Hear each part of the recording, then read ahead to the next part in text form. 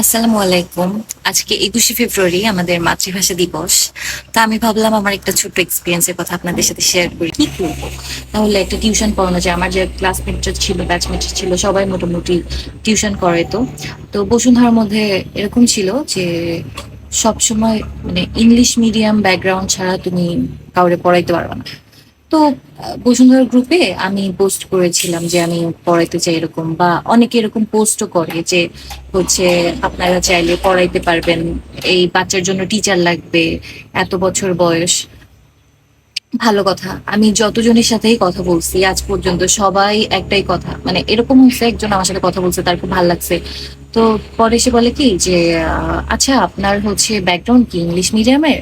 তা আমি বলছি যে না, আমি তো বাংলা মিডিয়ামের, বাট আমার প্রোনাউন্সিয়েশন মানে আমার যেটা মানে আমার ইংলিশ যতটা যেরকম আছে সেটা একটা ছোট বাচ্চার সাথে কথা বলার জন্য, কমিউনিকেট করার জন্য আমার মনে হয় যে এনাফ বা ভালো আর কি।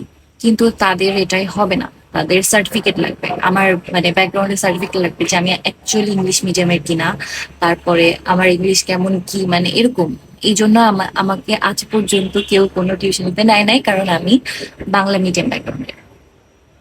তো বসুন্ধরা এলাকা এমনিও পশ, তারপরে এই এই হচ্ছে জিনিস। তো ওইটা আমার এত খারাপ লাগছিল যে ভাই আমি তো ইংলিশে কথা বলতে পারি, পারি বলতে আমার ইংলিশ ফ্লুয়েন্ট না হইলেও আমি মোটামুটি ভালো পারি, বাট তাই বলে তোরা একটা ছোট্ট বাচ্চার জন্য মানে এত ইয়া লাগবে। তারপরে আমার পড়ানোর ইচ্ছাই চলে গেছে, তারপরে আমি আর কখনো কারোর সাথে কথা বলি না, ট্রাই করি। বাট আমার কাছে এখন মনে হয় যে এটা একটা মানে আমাদের মাতৃভাষা বিলুপ্ত হয়ে যাচ্ছে। সবসময় কেন ইংলিশ ইংলিশ ইংলিশ ইংলিশ, ঠিক আছে ফাইন, ইংলিশ শিখবে, কিন্তু তাই বলে ইংলিশকে কেন আমাদের ফার্স্ট ল্যাঙ্গুয়েজ বানানো হচ্ছে? এরকম এখন অনেক বাচ্চা আছে যারা বাংলা কথাই বলতে পারে না। বাচ্চা কি, আমার ভার্সিটির অনেকে মানে আমার ভার্সিটিতে আমি যখন পড়তাম তখন হচ্ছে আমার ব্যাচমেট অনেকে ছিল যারা বাংলায় ঠিক মতো কথা বলতে পারে না।